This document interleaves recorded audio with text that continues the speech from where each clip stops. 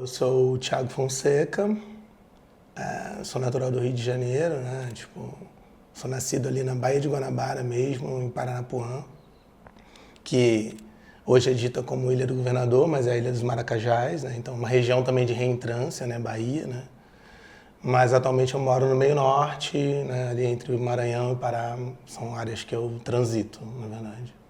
Fala um pouco da sua pesquisa pra gente. Acho que é legal começar falando sobre isso, o que você faz, qual que é a matéria do seu trabalho. A materialidade do trabalho ela se dá basicamente através da pintura, né?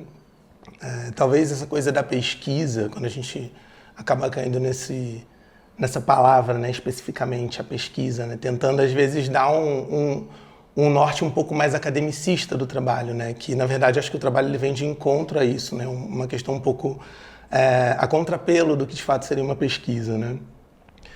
Porque eu acho que quando você vincula para um lado mais acadêmico, você acaba dispersando a minha proposta também do acesso da imagem para pessoas que de fato não têm acesso à academia. Então, assim, a ideia também não é dificultar o que de fato eu faço, né? Apesar da imagem estar ali materializada, explícita.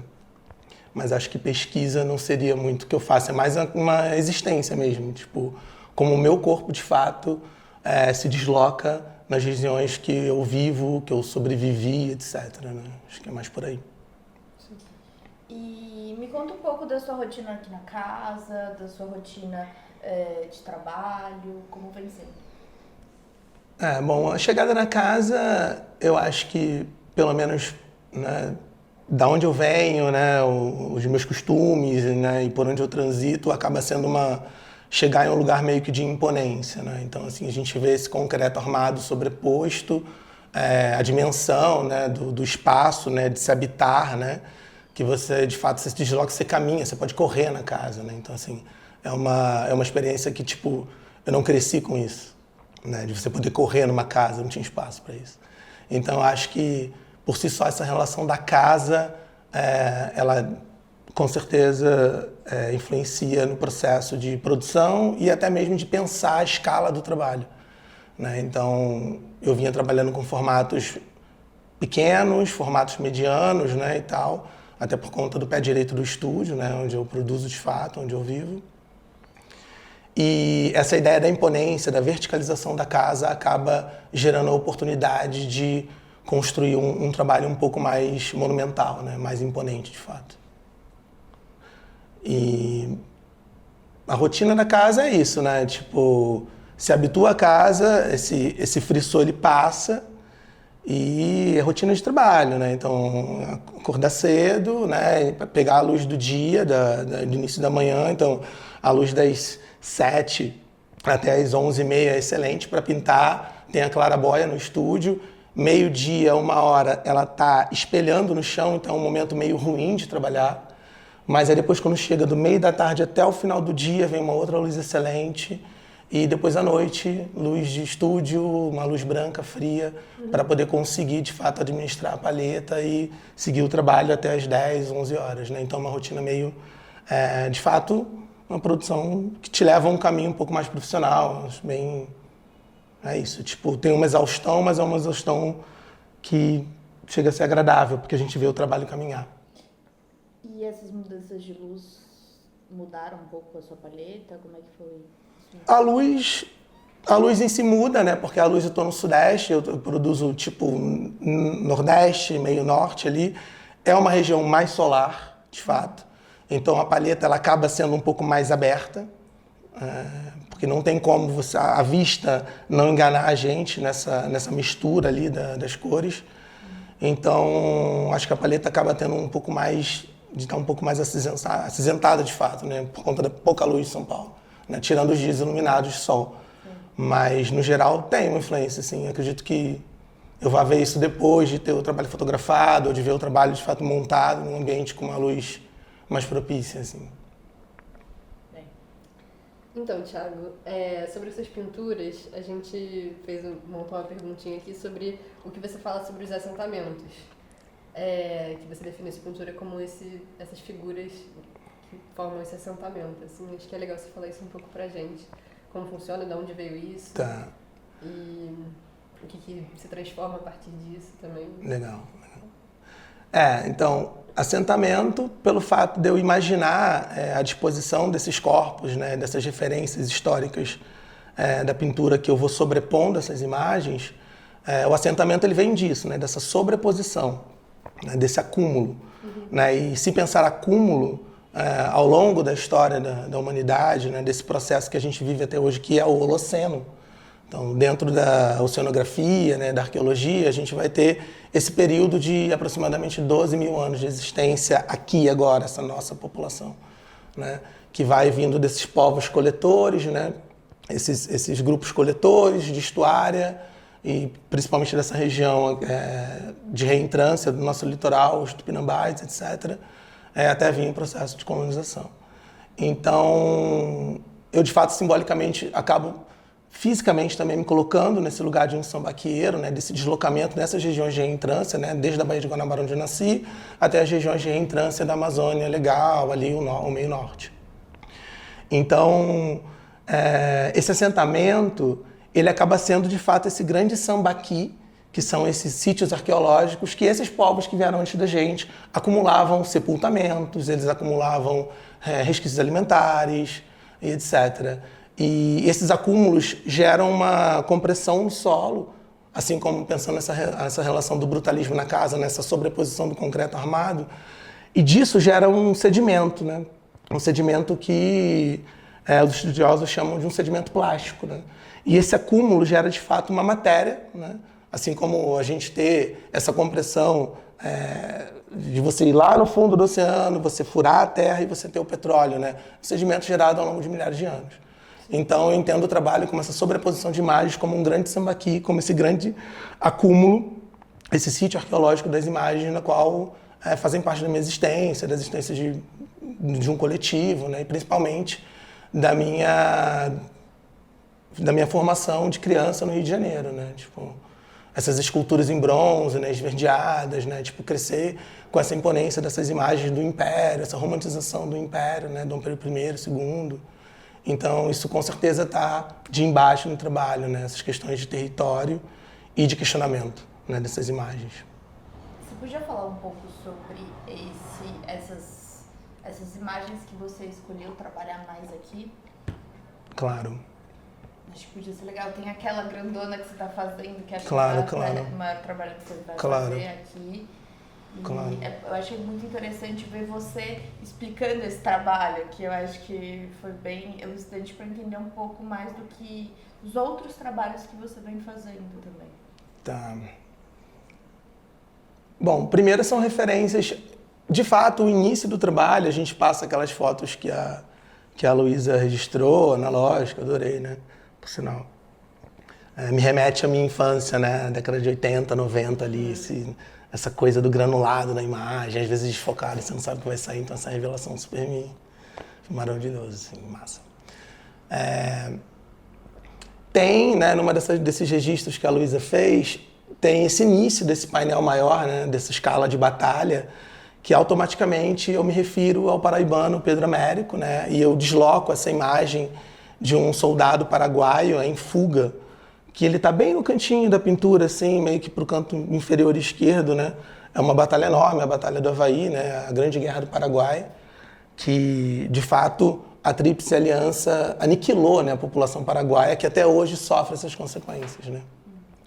Então, nada mais do que um novo genocídio, né, do Império Brasileiro a uma população indígena do Paraguai. Então, eu desloco esse soldado paraguaio que estava em fuga, que Pedro Américo coloca ele como se ele estivesse furtando outros corpos, né, com moedas caindo, uma carteira de um outro soldado em fuga. E eu tento, através dessa apropriação da imagem, criar uma nova narrativa possível, na qual esse soldado indígena paraguaio, ele consegue, de fato, dilacerar o olho do imperador, né, e está em fuga com esse olho, né, para além dessa essa violência da guerra em si, né. Então, ali são corpos. A pintura basicamente parte desses corpos, né, mestiços, corpos racializados, e esses corpos, né, de uma coisa meio eurocentrada, do Rubens, né, então pintores mais clássicos dentro de uma visão europeia da coisa, né, da história da pintura. E aí eu venho dilacerando esses corpos, né, meio que de forma antropofágica, Então, basicamente, o trabalho é sobrepor essas imagens de Rubens, de Pedro Américo, né, e criar outras narrativas possíveis, né, e outros pintores do período romântico, dessa escola romântica de Brasil, né, do século XIX, né, e dar um novo contexto para essas imagens, né, sem floreio, sem um ambiente de que tudo é um grande livro cor-de-rosa, né, mas que de fato essa violência existe, está aí até hoje, né, e a gente sofre as consequências disso, principalmente sul global, principalmente os corpos racializados. Sim. Acho que a pintura basicamente é isso, assim, né, esse grande acúmulo. Como que estar aqui na Domo te impactou? Eu sei que você já falou isso de alguma maneira, mas de forma mais concreta, assim. Esse deslocamento também para cá. Você estava muito tempo em São Luís, não? Sim, bastante tempo. Vim pontualmente para outras questões de trabalho, né? Então, teve um convite teve uma exposição ano passado que eu fui convidado, que também me levou a entrar na coleção do Museu Nacional, que foi a Afro-Brasilidade, né, uma homenagem a 2 Valentins e a 1 Emanuel, que foi curado pelo Paulo Hockenhoff e pelo João Vitor Guimarães, né? Então, o Paulo me fez o convite, né, a gente vinha dialogando e tal. E vim ano passado, né, acabei também aproveitando e ficando mais um tempo em São Paulo, então essa coisa intimista da cidade não me é nova, né? E esse período eu acabei experienciando um pouco mais do que de fato é São Paulo. Acabei ficando um mês para cá, né? Mas de fato vir para essa região do Santa Amaro, que é tipo uma outra São Paulo, e aí depois eu fiquei sabendo em conversas entre amigos, tipo, isso aqui nem era dado como São Paulo, né? E tal, então, enfim, é gratificante, né? Poder acessar esse lugar, né? Entender que tipo existe de fato assim, né? Eu não estou pulando a catraca, né? Mas a catraca está se abrindo ali, eu acesso esse lugar, né? Nessa casa, tipo, brutalista, excepcional. Torna a dizer, né? Tipo, o pé direito, a imponência, né? Essa coisa meio soviética da casa, né? Ela gera essa ideia de criar esses banners de guerra, né? Essa coisa mais visceral e de poder, né? Então, acho que essa é uma experiência que a casa proporciona, né? Acho que para todos, né? Entender como ocupar o espaço com a nossa produção, né? Eu acho que isso é o cerne do que, de fato, a casa... Para mim, é o cerne do que a casa proporciona, assim. O acesso, a oportunidade de pensar a grande escala, de que de fato, às vezes, rompa o limite da casa, né? Tipo, porque o brutalismo ele acaba levando para isso, né? O brutalismo arquitetônico. Mas aí é isso, né? Existe esse vínculo com o brutalismo, de se pensar o brutalismo hoje como uma lógica social, né? Então, se pensar o brutalismo de um capitalismo global, a gente está pensando nessas questões de território, de exploração ao limite, em escala planetária, etc. Então, assim, tudo em larga escala, seja para algo bom ou ruim, que dilacera o corpo, ele meio que... Eu acho que a casa, de alguma forma, me faz pensar nisso. Você teve alguma descoberta nova dentro dessa sua produção? Tive. Acredito que eu entendi que o processo de pintura, ele não necessariamente... Enfim, eu já pinto... Fazer agora, talvez esse ano, faça 15 anos de pintura. Então, é muito solvente já respirado, né? Mas acredito que o processo até mesmo a dinâmica de produção da casa, né? Os compromissos que eu tenho que ter com a pintura, né? Eu acho que ele é um processo que me levou a resolver coisas que às vezes você tinha uma insegurança para resolver, mas você, não, aqui está solucionado porque é isso, sabe?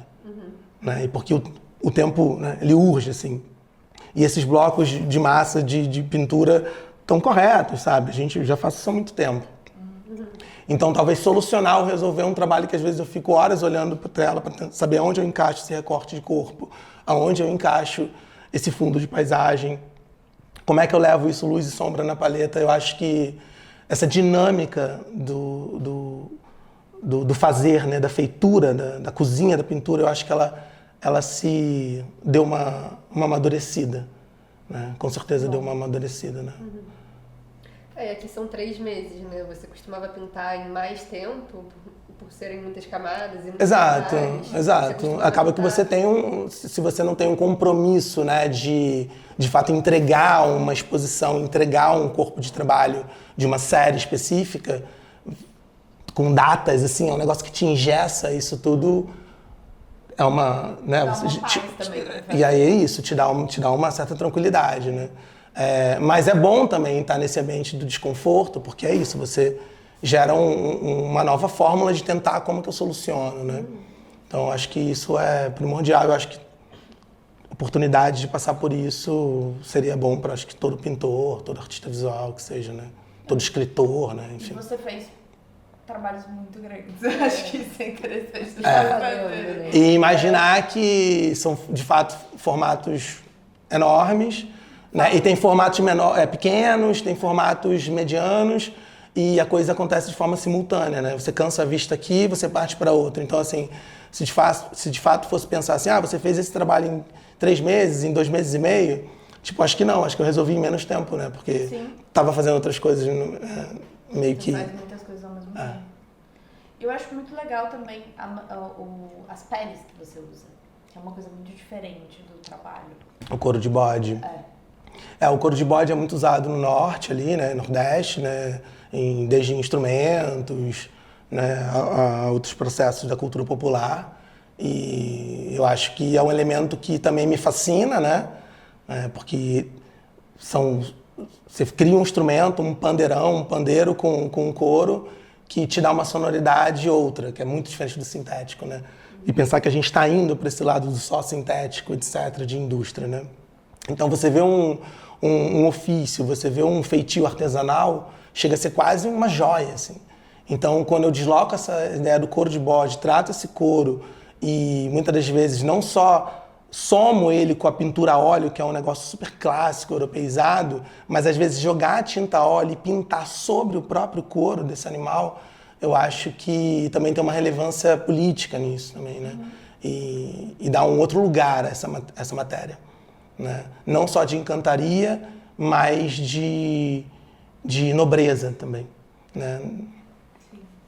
Eu queria, pra gente encerrar, Nico, você me falar alguma coisa que você escutou, que você... Pode ser um podcast, pode ser um filme, uma música, alguma coisa que você... Uma leitura, uma exposição... Que você consumiu durante esse período que tá presente, foi presente, né? Está sendo, no caso. Eu acho que o processo desses trabalhos, essa série pensada de fato para residência, ele acaba tendo um vínculo muito forte com o período de ocupação holandês no Brasil, né?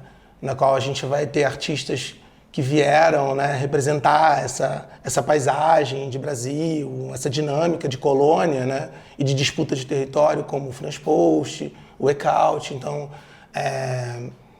eu acabei consumindo muitas dessas imagens, né? Assim como Rubens, né? Eu fui mais a fundo, etc. Os outros pintores e outras referências brasileiras é uma coisa que eu já tinha, né? Então, mas eu acabei devorando um pouco mais essa estrutura holandesa para, de fato, criar essa outra narrativa possível, né? E eu acredito que podcast ou alguma outra coisa, sei lá, o Simas, assim, o Antônio Simas é um cara que eu super gosto dos textos, né, da dinâmica de fala, até mesmo vindo de um lugar como um professor. Eu acho que ganha certo destaque no que de fato eu consumo de leitura, porque o Simas,